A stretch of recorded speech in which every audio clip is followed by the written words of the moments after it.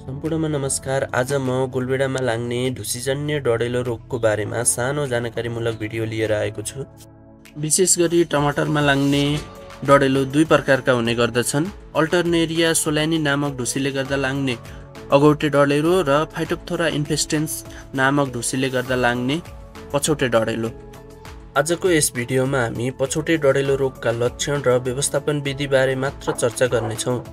यस रोगका लक्षणहरू भिडियोमा देखाए जस्तै पातको टुप्पो र किनारामा ससाना काला दाग तथा धब्बाहरू देखा पर्दछन्।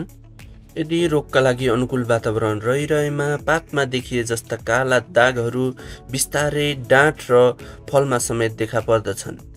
त्यस्तै रोगले पुरै ग्रसित गराउँदै जाँदा गोलभेडाको पुट पुरै डढे जस्तो पनि देख्न सकिन्छ। अब हामी यो रोग व्यवस्थापनका लागि के कस्ता उपायहरू अपनाउन सकिन्छ भनेर चाहिँ कुरा गर्नेछौँ। यो रोग गोलभेडा लगायत आलु र भान्डामा समेत देखिने हुँदा एउटै जग्गामा हरेक वर्ष यी बालीहरू लगाउनु हुँदैन।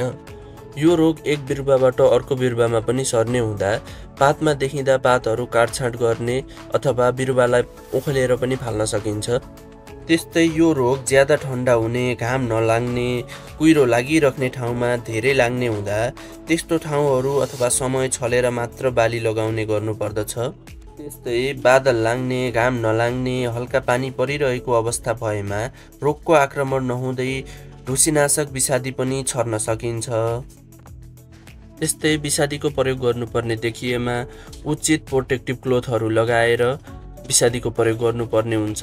यस रोगको लागि कपर अक्जिक्लोराइड र म्यान्कोजेब जस्ता ढुसीनाशक विषादीहरू प्रयोग गर्न सकिन्छ।